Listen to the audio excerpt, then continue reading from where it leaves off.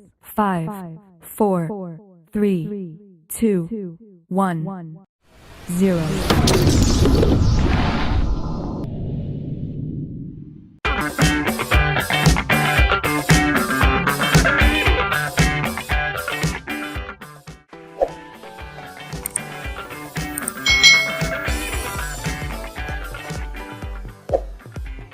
Hai,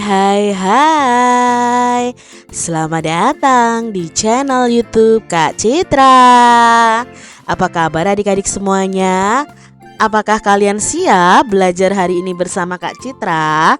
Kita masih belajar di tema 6, menuju masyarakat sejahtera, subtema 2, membangun masyarakat sejahtera, pembelajaran yang pertama. Mari adik-adik kita belajar dengan penuh semangat ya. Minggu siang, Siti ikut ibunya ke balai desa. Ibu Siti bersama ibu-ibu PKK lainnya hendak mengikuti pelatihan membatik. Pelatihan membatik diprogramkan oleh pemerintah desa tempat tinggal Siti. Pelatihan diadakan dengan tujuan untuk meningkatkan kesejahteraan masyarakat desa. Pelatihan membatik ini membuka peluang besar dalam menciptakan lapangan pekerjaan, sehingga ada hak masyarakat sebagai warga negara yang dapat dipenuhi. Nah, hak yang dapat terpenuhi yaitu hak atas pekerjaan dan penghidupan layak bagi manusia.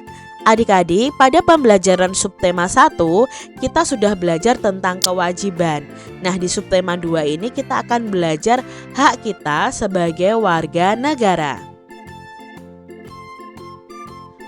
Melalui pelatihan membatik, ibu-ibu PKK di tempat tinggal Siti telah mendapatkan haknya sebagai warga negara Indonesia, baik hak mendapatkan pendidikan, mendapatkan pekerjaan maupun penghidupan yang layak.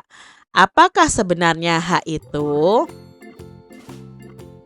Hak sebagai warga negara Indonesia, mari kita pelajari adik-adik. Nah, hak adalah sesuatu yang mutlak yang menjadi milik seseorang atau sesuatu yang seharusnya diterima oleh seseorang. Hak warga negara Indonesia ini ditentukan dalam pasal-pasal yang ada di UUD Undang-Undang Dasar Negara Republik Indonesia tahun 1945. Berdasarkan ketentuan dalam Undang-Undang Dasar Negara Republik Indonesia tahun 1945 ini, hak warga negara itu banyak bentuknya. Nah, berikut beberapa bentuk hak warga negara Indonesia. Apa sih hak kita adik-adik sebagai warga negara Indonesia? Nah, setiap warga negara di Indonesia ini berhak mendapatkan perlindungan hukum.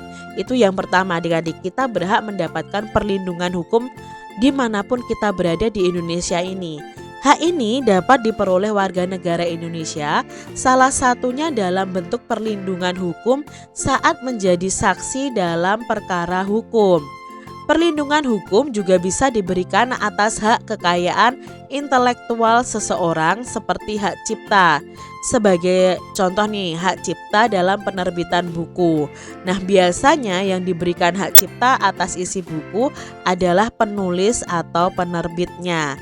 Itu yang pertama ya adik-adik ya, hak mendapatkan perlindungan hukum. Selain itu, setiap warga negara Indonesia itu berhak atas pekerjaan atau penghidupan yang layak. Nah, ini hak yang kedua adik-adik ya, mendapatkan pekerjaan dan penghidupan yang layak. Hak ini seperti yang telah diperoleh oleh ibu-ibu PKK tadi yang tinggal di tempat tinggal daerah Siti ya, melalui pelatihan membatik. Nah, melalui pelatihan membatik ini diharapkan masyarakat khususnya ibu-ibu PKK bisa menciptakan lapangan pekerjaan demi meningkatkan kesejahteraan keluarga dan masyarakat. Satu lagi hak warga negara yang tidak kalah pentingnya untuk mencapai tujuan nasional Indonesia yaitu hak memperoleh pendidikan dan pengajaran. Ini yang ketiga ya. Hak yang harus kita peroleh adalah hak memperoleh pendidikan dan pengajaran. Pemenuhan hak warga negara Indonesia ini dapat mencerdaskan kehidupan bangsa yang merupakan salah satu tujuan nasional Indonesia. Masih banyak hak warga negara Indonesia lainnya yang ditetapkan dalam UUD Negara Republik Indonesia tahun 1945. Beberapa di antaranya adalah memiliki kedudukan yang sama di mata hukum dan di dalam pemerintahan. Lalu ada kebebasan memilih dan memeluk serta menjalankan agama dan kepercayaan yang diyakini, itu adalah hak kita adik-adik. Mempertahankan wilayah negara kesatuan Indonesia dari serangan musuh, serta kebebasan berserikat, berkumpul dan mengeluarkan pendapat secara lisan dan tulisan sesuai dengan undang-undang yang berlaku. Nah adik-adik, penuhilah hakmu secara seimbang dengan cara melaksanakan kewajiban kalian sebagai warga negara Indonesia. Jadi kalian lakukan kewajiban kalian, maka kalian bisa menerima atau menuntut hak kalian.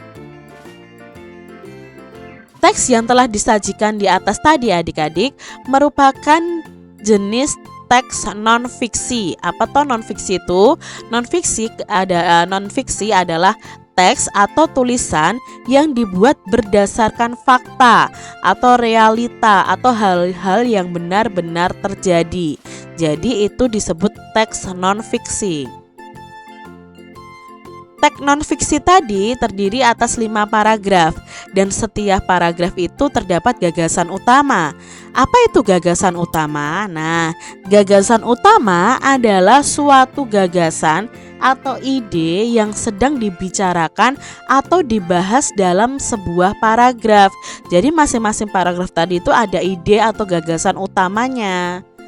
Gagasan utama itu bisa disebut dengan gagasan pokok, pikiran utama, pokok pembicaraan, atau pokok pikiran. Dalam setiap paragraf itu terdapat gagasan utama baik tertulis maupun tersirat. Nah, gagasan utama dapat kamu kenali dengan 2 cara adik-adik. Yang pertama, membaca teks dengan cermat, kemudian kalian menjawab pertanyaan apa sih yang sedang dibahas pada teks tersebut. Itu otomatis gagasan utama. Pembahasan itu termasuk dalam gagasan utama di dalam bacaan itu. Nah, kedua caranya adalah menemukan kalimat utama pada setiap paragraf, kemudian kalian menarik kesimpulan gagasan-gagasan utama setiap paragraf dan menyimpulkan gagasan utama teks. Nah adik-adik, kalimat utama adalah kalimat yang bersifat umum dan mengandung gagasan utama.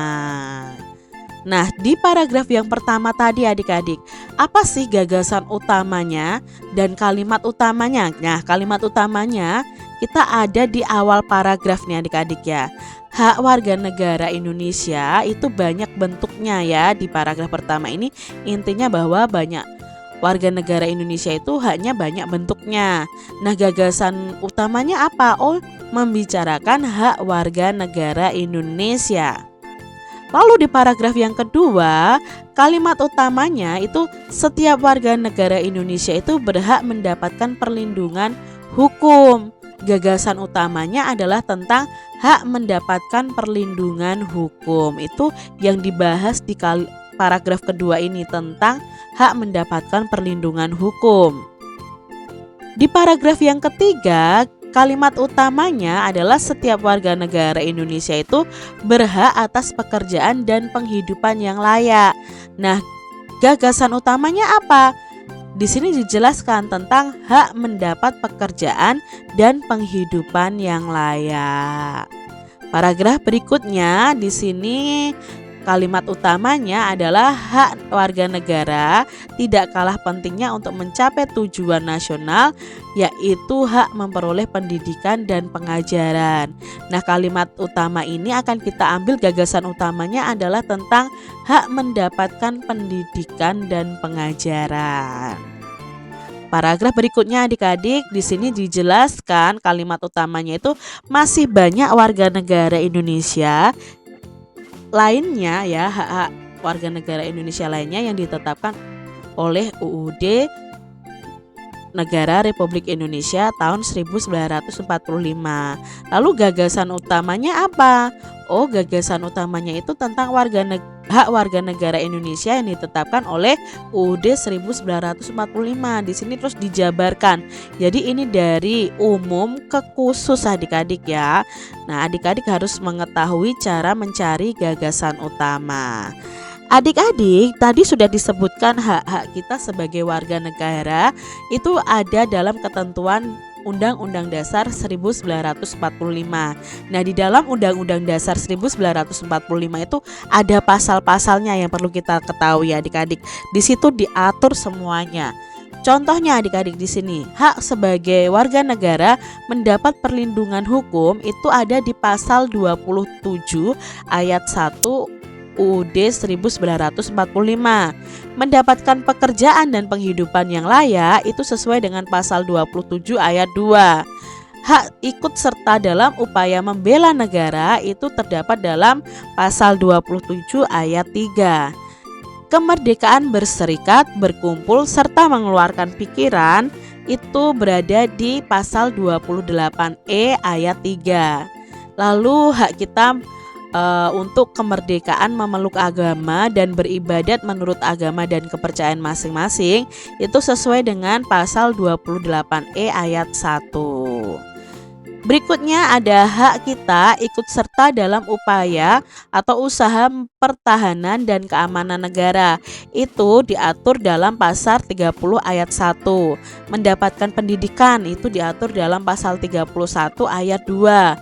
Bebas memelihara dan mengembangkan nilai-nilai budaya nasional itu terdapat dalam pasal 28C ayat 3.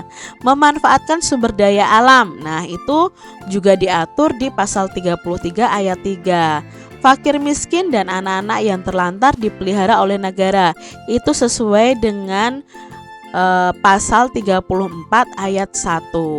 Memperoleh fasilitas pelayanan kesehatan itu adalah hak warga negara Indonesia yang diatur dalam pasal 28H ayat 1. Jadi kalian sudah tahu hak-hak kalian sebagai warga negara Indonesia, sudah tahu juga bahwa hak tersebut itu berada atau ditentukan dalam Undang-Undang Dasar 1945. Nah adik-adik, ibu-ibu PKK di tempat tinggal Siti sudah mahir membatik. Secara swadaya dan subsidi pemerintah desa, ibu-ibu PKK ini membuka usaha produksi kain batik. Akhirnya ibu-ibu PKK ini dapat menciptakan lapangan pekerjaan dan meningkatkan kesejahteraan keluarga dan masyarakat. Dengan membuka usaha produksi batik, berarti ibu-ibu PKK di tempat tinggal Siti telah ikut serta melestarikan warisan budaya nenek moyang kita. Mengapa demikian adik-adik? Nah, perlu kalian ketahui bahwa batik itu adalah identitas budaya Indonesia. Bahkan sejak tahun 2009, UNESCO telah mengakui bahwa batik merupakan warisan budaya bangsa Indonesia. Batik ini memiliki beragam motif yang mencerminkan identitas dari tiap-tiap daerah. Oleh karena itu, batik ini menjadi salah satu akar budaya bangsa Indonesia yang wajib dilestarikan oleh setiap warga negara Indonesia. Jadi adik-adik ya, yuk kita cintai produk Indonesia, hasil karya Indonesia. I love batik, seperti itu ya adik-adik ya.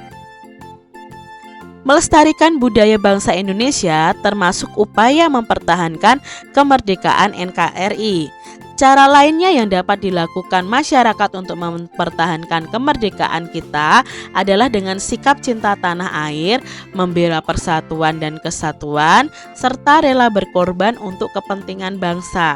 Nah, apa yang bisa kita lakukan untuk menunjukkan cinta tanah air, membina persatuan dan kesatuan, serta rela berkorban? Sudahkah perilaku adik-adik itu mencerminkan sikap cinta tanah air, membina persatuan dan kesatuan, serta rela berkorban untuk kepentingan bangsa dan negara sebagai upaya mempertahankan kemerdekaan NKRI? Bagaimanakah contoh perilakunya? Yuk kita pelajari adik-adik. Di sini Kak Citra sudah menuliskan tabel ya, membuat tabel tentang sikap mempertahankan kemerdekaan NKRI dan perilaku yang mencerminkan sikap mempertahankan kemerdekaan NKRI. Yang pertama, sikapnya adalah cinta tanah air. Nah, contoh perilakunya apa? Melestarikan budaya bangsa, menjaga kelestarian lingkungan, rajin belajar. Itu contoh sikap kita cinta terhadap tanah air kita. Lalu sikap membina persatuan dan kesatuan. Contoh perilakunya adalah berteman dengan siapa saja tanpa memandang suku, agama, golongan, dan lain sebagainya. Mau mempelajari kesenian daerah, tidak bertengkar dengan teman gitu ya. Menolong siapa saja itu sesuai dengan sikap membina persatuan dan kesatuan. Yang ketiga, sikapnya adalah rela berkorban. Contohnya apa? Bersedia menolong dengan tenaga, memberikan sumbangan kepada korban bencana, bersedia menolong dengan pikiran ya, ikut berkorban untuk Indonesia. Seperti itu adalah contoh perilaku rela berkorban. Demikian tadi adik-adik pembahasan kita di tema 6, subtema 2, pembelajaran pertama. Semoga video pembelajaran ini bermanfaat untuk adik-adik semuanya. Dan sampai jumpa lagi di video pembelajaran Kak Citra selanjutnya. Tuhan memberkati. Jangan lupa tekan tombol subscribe, lalu tekan loncengnya, tekan juga tombol like, lalu share ke media sosial kalian. Jangan lupa untuk ikuti media sosial Kak Citra. Terima kasih.